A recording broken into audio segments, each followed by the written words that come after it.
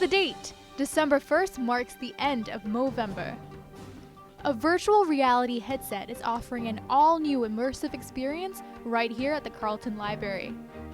Looking for deals on Christmas presents but didn't want to wait in line on Black Friday? Cyber Monday lets you shop in your pajamas. Good afternoon. I am Maha Ansari. And I'm Olivia Ho. This is CJTV News. A new political term begins today for Ottawa City Council. Returning Mayor Jim Watson and 23 councillors will be sworn into power this evening at Ottawa's Centrepoint Theatre. The new council will run until 2018, with 8 of these councillors beginning their first term. Jim Watson, who is leading council once again, was getting festive yesterday at the Christmas Farmers Market. The Christmas Farmers Market opened yesterday at newly renovated Lansdowne Park. With no snow on the ground, people are still finding ways to get into the holiday spirit. Alexandra White has the details. Having the Christmas market back at Lansdowne is music to the ears of local farmers and vendors. Many of them feel it's like coming home. I think it's important to come back to the neighborhood. It's important to use this historical building, and it gets people ready for the Christmas season. There's lots of other businesses that are going to draw business to us as well. And the visibility is awesome for us here, and it's like coming home here. I think it's where we belong. After 3 years at Brewer Park, the market returns here to the historic Aberdeen Pavilion at Lansdowne Park. For most people, the close location and Christmas cheer is what draws them in. This is closer to home, so I live in Centertown, so it's easier. We can walk here. Yes, it's only 2 blocks away now instead of 6 or 7. Even Mayor Jim Watson came out for the opening of the market. And by coming here today, you are supporting these local men and women who farm the land. Because people come in different seasons, but everybody comes for the Christmas market. And there are more craft people, and there's just sort of more of a festive feeling being inside this building. Well, the fact that we have a permanent place here, and so one of the best things about coming back to Lansdowne is the fact that we, for the first time ever in Ottawa, will have a year-round farmers market. The market will be running for the next 2 weekends and then returning on January 11th. The farmers market has returned home for the holidays to Lansdowne Park, and it looks like it's here to stay. I'm Alexandra White for CJTV News. Also happening in Ottawa, a Movember fundraising hockey tournament took an awful turn when 16 players were sent to the hospital for carbon monoxide poisoning yesterday. Firefighters reached the scene at around 1 in the morning to investigate. The manager of the arena in West Ottawa blames a faulty exhaust vent for the incident. It has since been repaired. A number of exciting events are happening in the city this week. Ever dreamt of taking part in a flash mob? Now you can. Tonight at 6 p.m., Pay It Forward volunteers will host a flash mob winter clothing donation drive in the Byward Market. The aim of the event is to donate winter clothing to Ottawa's homeless. The 25th anniversary of the Montreal Massacre will be commemorated this Tuesday at the Minto Centre at the Carleton University. Attendees will remember the 14 women who lost their lives at Ecole Polytechnique on December 6, 1989. Also on Tuesday, enter a world of mystery and magic as poet Daniel Boland launches his second collection of poems called Detours. It's happening at the Emerald Plaza Library at 7 p.m. And now for today's forecast in the capital. The sun is shining today. It's currently a chilly -1 degree with a low of -16. Tomorrow, we can expect temperatures to rise to -5. The rest of the week will see even warmer temperatures. On Wednesday, temperatures will rise to a high of 3 degrees with some snow and rain. There will be mostly sunny skies from Thursday to Sunday. On Thursday, temperatures should reach a high of -5 and a low of -11. Friday will also be sunny. The weekend will see the return of some warmth. Temperatures will peak at 0 degrees. That's this week's weather forecast. We'll be right back after this break.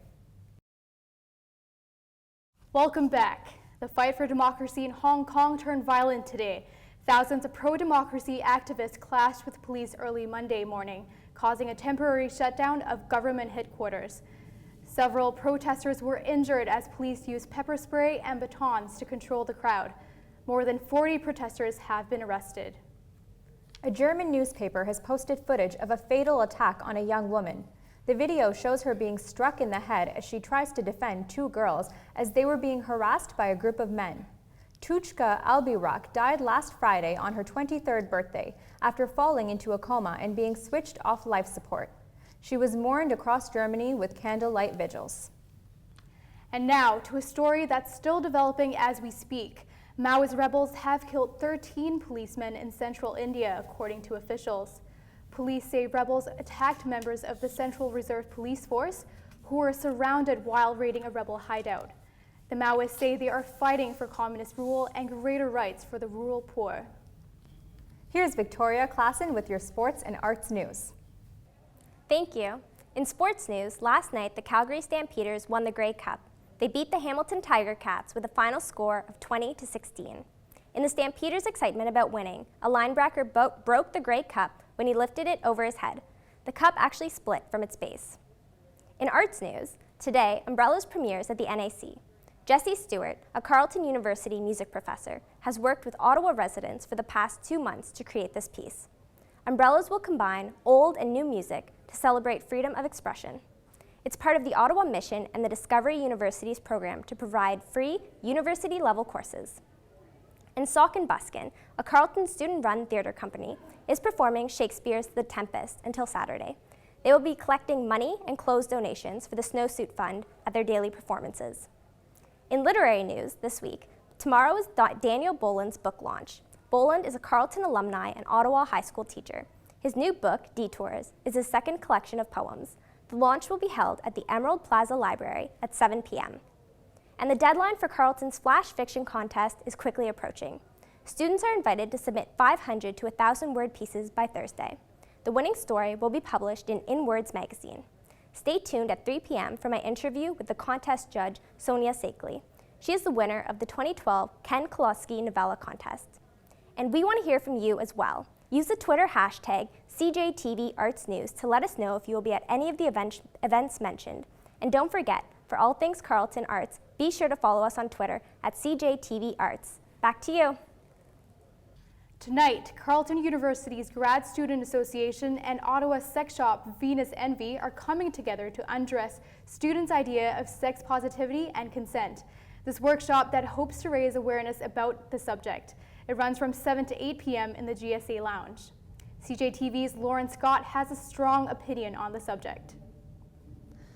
According to leading sex positivity expert Dr. Charlie Glickman, sex positivity isn't a matter of whether you like sex or not, nor is it a matter of experimenting with your own sexuality. It's about accepting that other people's sexual expressions are different than your own.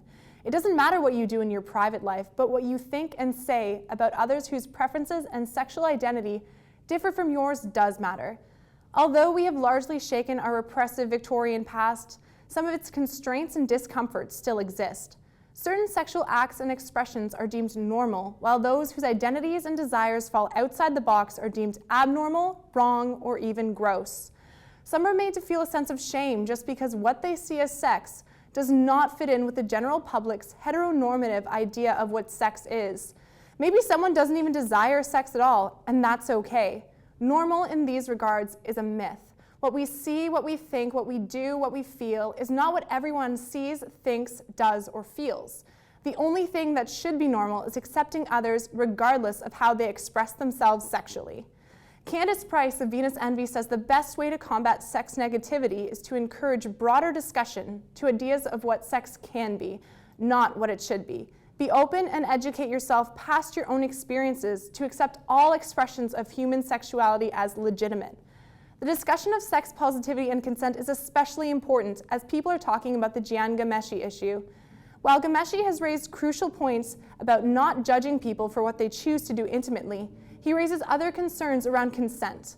While it is perfectly fine for Ghomeshi to be into BDSM and rough sex, gauging your partner's comfort with these activities is essential. When taking a sex-positive approach, very few boundaries are stressed outside the necessity of consent, pleasure, and well-being of all parties involved. Other than that, anything goes. Ghomeshi should not be made to feel ashamed of his desires. However, he must and is being held accountable for not obtaining consent. Last Wednesday, he was charged with 4 counts of sexual assault and 1 count of overcoming resistance by choking. Hopefully, the public will continue to discuss ideas of sex positivity arising from the Ghomeshi case, as he is due to appear in court in January 2015. If you take anything from this today, remember, all sex is valid and above all, natural. This is Lauren Scott for CJTV News. And those were your midday news stories. We'll be back with more at 3. This is Olivia Ho. And this is Mahan Sari. Thanks for watching.